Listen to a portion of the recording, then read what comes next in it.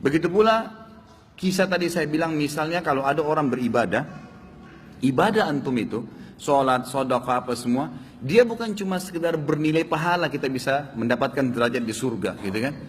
Bisa memberikan ketenangan jiwa, ternyata bisa memecahkan masalah juga.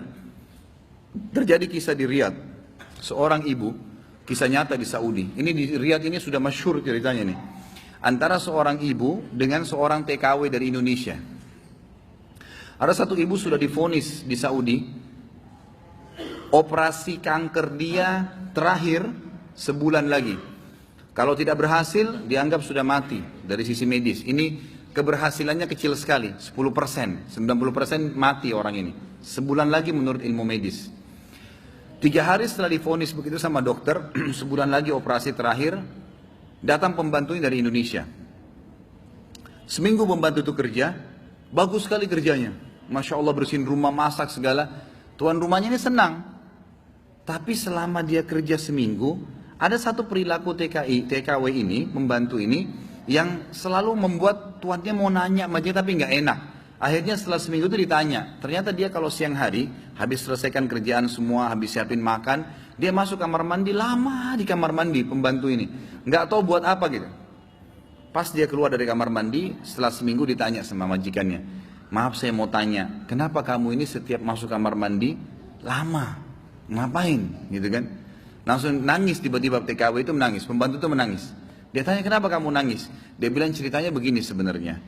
Sebelum saya berangkat ke Saudi di Riyadh ini, 12 hari, ya sebelum saya berangkat ini, 12 hari sebelumnya saya baru melahirkan. Dan saya punya bayi di Indonesia. Saya lagi susuin. Nah saya tinggalkan karena keadaan ekonomi. Terpaksa saya tinggalkan. Visa sudah keluar, saya melahirkan, saya berangkat. Nah saya masuk kamar mandi ini, saya keluarin air susu saya. Karena kalau tidak payudara saya sakit. Coba, kalau antum dengar keluhan seperti ini dari pegawai, dari staf, dari orang, apa yang antum lakukan? Perhatikan perilakunya muslimah ini, ya. Majikannya buat apa? Ini ternyata menjadi penyebab, penyakitnya hilang. Apa yang dia buat? Dia bilang, baiklah. Sambil dia nangis, dia dengar ceritanya, dia bilang, baiklah. Dia masuk, gajinya itu 800 real per bulan. Tuannya ini, kebetulan punya duit di rumahnya, diambil dikali 24 bulan, 2 tahun. Ini kurang lebih ya, sekitar 20 ribu real sekian, 50 juta rupiah. Dikasih pembantunya, ini uang kamu ambil. Besok saya belikan kamu tiket pulang ke Indonesia. Anggap kau sudah kerja 2 tahun. Pembantunya bilang, nggak apa-apa. Dia bilang, nggak apa-apa. Anak kau lebih penting daripada saya. Urus anakmu, nggak apa-apa. Terus ada pembantunya, baiklah kalau begitu terima kasih. Kata tuannya, kalau memang majikannya bilang, kalau seandainya 2 tahun kemudian habis nyusuin kamu terfikir kembali, ini nomor HP saya, dikasih, pulanglah. Pembantu kita sudah selesai nih, TKW sudah pulang Indonesia. Kita sekarang berhubungan dengan kisah ibu ini. Apa kata dia? Semenjak pembantu itu berangkat, mulai hari itu setiap hari saya menangis. Menangisnya bukan karena sedih penyakit saya merasa terharu, susah menggambarkannya, terharu betul dan bersyukur kepada Allah. Bagaimana Allah membukakan pintu itu buat saya. Saya selalu bersyukur terus sama Allah karena saya bisa memberikan, terfikir untuk kasih gaji 2 tahun. Mungkin kalau terjadi pada kita bilang, baiklah kamu pulang aja minimal. Pernah nggak antum terfikir kasih gajinya lengkap semua? Gitu kan? Dia bilang, saya terharu kenapa saya bisa lakukan itu. Dan saya selalu bersyukur sama Allah, saya bisa lakukan sementara memang ini ada vonis mati dekat lagi secara medis gitu kan. Dia bilang tiap hari saya menangis. Dan setiap kali saya menangis, saya merasa ada satu kepuasan dan keadaan saya lebih baik.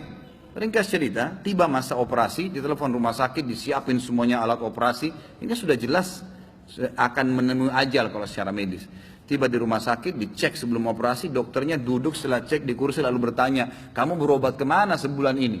Kata ibunya, saya nggak berobat kemana-mana. Kamu tahu nggak, kanker kamu nggak ada, sedikit pun nggak ada, akarnya nggak ada, sembuh total, nggak ada, nggak mungkin terjadi secara medis. Ibu itu tersenyum lalu mengatakan, kalau betul apa yang dokter ucapkan, itu karena sedekah saya. Diceritain sama dia ceritanya, begini. Dokternya jadi nangis, dokternya bilang apa? Subhanallah, yang telah membukakan mata hati saya, ternyata menyembuhkan bukan obat sama dokter. Tapi siapa? Allah subhanahu wa ta'ala.